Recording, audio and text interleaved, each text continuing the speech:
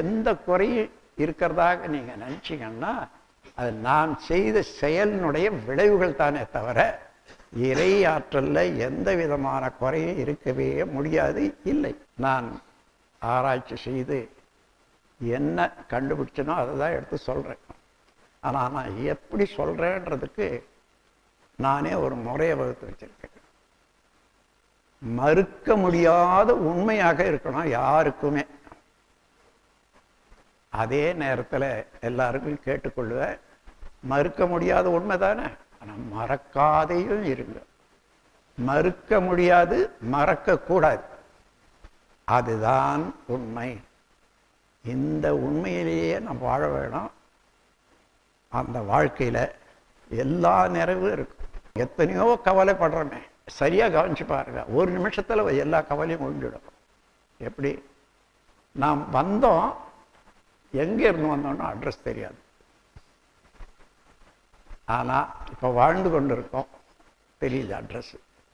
ஆனால் போக போகிறோம், யாருக்காயிலும் அது நினைவு வருதா போக போகிறோன்ட்டு?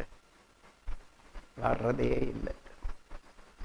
தேதி தான் தெரியுமானா தெரியாது. உண்மை என்ன, வந்தபோது ரிட்டர்ன் டிக்கெட்டோடு தான் வந்திருக்கோம். திரும்பி கட்டாயம் திரும்பி போய் தான் ஆகணும். அந்த டேட்டு தெரியல, அவ்வளோதானே தவிர நிச்சயமாக திரும்பி போகிறோம். இந்த ரெண்டு நினைவு வச்சுக்கிட்டா எந்த கவலை நிற்கும்? அதுக்கு இறைநிலை உணர்வு வேண்டும்.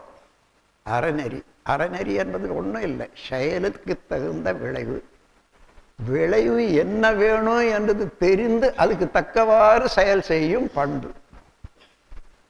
என்ன செய்தாலும் அதே அதுக்கு தக்க விளைவு வரும். அதனால என்ன செய்துள்ளாமா, நமக்கு என்ன வேணும், எது நல்லதுன்னு தெரிந்து தான் செய்யணும். தேவையான திருத்தங்களை செய்து கொண்டு துன்பம் அளிக்கக்கூடிய செயல்களை தவிர்த்து இன்பம் தரத்தக்கதை மாத்திரம் செய்துக்கிட்டு போனால் நாமே இன்பத்துக்கு அதிபதியாக மாறலாம். உலகத்தில் தீர்க்க முடியாத பிரச்சனை அல்லது சிக்கல் இல்லை.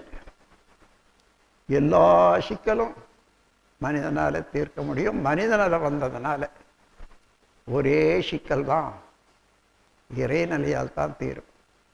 இந்த உடல்ல உயிர் மாட்டிக்கிட்டு இருக்குது பாருங்க, இந்த சிக்கல் யாரு மாட்டினானோ அவனால் தான். அதனால அந்த சிக்கலை எடுக்கிற போது அது பெரிய சிக்கலாக மாறிடும். அதுக்கப்புறம் என்ன வேணும் அந்த கேள்வியை கேட்டு அதுக்கு என்ன செய்யணும் அதையும் தெரிந்து கொண்டு செய்வோம். வேண்டியதை பெறலாம். எண்ணியதெல்லாம் எண்ணியபடியே ஆகும். எப்போ? எண்ணத்தில் உறுதியும் ஒழுங்கும் அமைந்திடில். எண்ணும் சொல் செய் எல்லோருக்கும் நன்மை தர. ஆனா எண்ணும்படி செய், செய்யும்படி எண்ணு. எந்த தவறு செய்தோமோ அதனுடைய பலனை கண்டுட்டோம், அன்னைக்கு உறுதி எடுக்கலாம் இல்லை, இனிமே இது செய்யக்கூடாது. அதுதான் மனிதனாண்ட இல்லை. கவலையே வேணான்னு சொல்லுவான். அது யாராயிலும், அப்பா உனக்கு என்ன கஷ்டம், என்னது கஷ்டம், அவர் கம்ப்ளீட்டாக எல்லா கஷ்டத்தையும் தீர்த்துடுறாருன்னு வச்சுக்க. அடுத்த நிமிஷத்துல இருந்து அடுத்த கவலையை எப்படி ஏற்படுத்தி கொள்ளலான்னு தான் முயற்சிப்பான். இது மனிதனுடைய இயல்பு இருக்கு. அந்த இயல்பு மாறணும்னு சொன்னால் அந்த தன்முனைப்பு மாறி இறைநிலையினால அதை ஒரு சட்ட திட்டத்துக்கு உட்பட்டு, நீதிக்கு உட்பட்டு எல்லா இயக்கங்களும் சரியாக நடைபெறுகிறது என்று தெரிந்து கொண்டால் எந்த கவலையும் இல்லை. நாமும் செய்யறதுல எந்த தவறும் செய்யவே மாட்டோம். அப்படி இருக்கிற போது நாம் எதற்காக கவலைப்பட வேண்டும்? நிறைவாக இருக்கிறது பிரபஞ்சம். ஆழியார் அறிவு திருக்கோயிலில் மனவளக்கலை யோகா அடிப்படை பயிற்சி.